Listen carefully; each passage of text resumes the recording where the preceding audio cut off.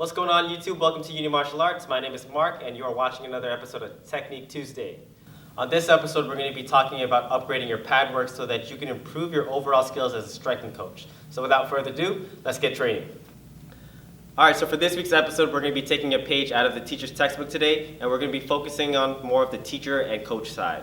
More specifically, what we're going to be practicing is mitt work between you and a fighter. What we want to focus on today is learning how to build a good relationship with your fighter, having positive communication, and be able to improve and increase the reps and the strikes that we have during our mitt sessions. Alright, so tip number one, when you have your fighter with you and you're about to train, you want to make sure that you develop communication first. Two main things I like to develop with my fighter is first and foremost, when we're about to fight, get our mitts up, I can call out whatever combination I want, and he won't strike until the pads come right back up. Okay, so for instance, we're over here, he's ready, and I say, 1.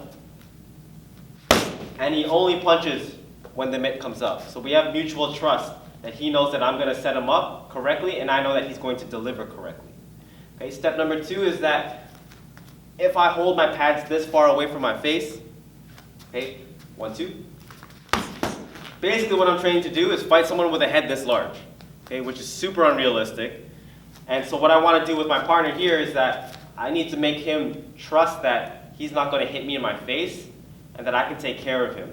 So his target is my face and I want it to be as close as possible to the real thing. So as he punches his 1, 2, I catch it in the center, not out here distantly. So again we go 1, 2, 2, 1, 2.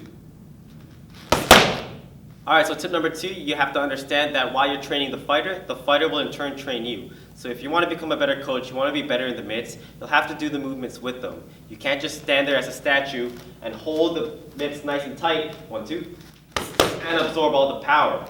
Number 1, you're going to be too tense, you're going to tire yourself out. Number 2, if you have a really hard puncher, odds are your arms aren't going to be able to hold themselves up much longer. So you want to be nice and loose, and you want to, in turn, do the motion with your partner. So if we take that 1, 2, for example, ready, 1, 2, 1, 2,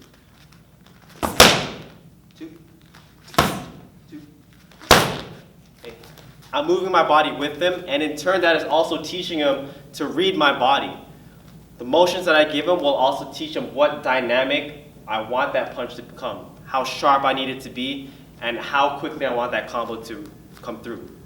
So tip number 3, if you want to have better combinations with your fighter, you have to build off their base. It's great if you can have 20 different sets of punches here and there, but for me personally, what I feel is best for my fighter is for them to understand how one punch led to the next. So for instance, as I'm training my fighter here, we're going to start off with a 1, 2, 1, 2, 3, 1, 2, 3, 2. Also, what I like to do is when I get to around 4 strikes in that combination that we're building, rather than give 4 new strikes, I'll just double up what we just did. So for instance, in this combination here, slowly, we have 1, 2, 3, 2. Instead of doing a second jab when we double up, we're going to slip the jab and follow up with the rest. 2, 3, 2. Okay, so all together now, combo. Point number 4, you want to make it realistic. You don't want to tire out your fighter when you guys are training. You want to give him the jabs, the time in between, kind of the setups that he would in a regular fight. You want your application from pads to competition to be as close as possible. Therefore, they don't have to think too much. It's already muscle memory. Keep it nice and fluent, keep it nice and playful, and at the end of the day, make sure you guys are having a good workout session and improving your skills. Alright, so that was this week's episode of Technique Tuesday. I hope you guys enjoyed the video. Just remember that when you guys are practicing the mitts, it doesn't happen overnight. Commit yourself to the craft, take care of your fighters, and become the best coach that you possibly can be.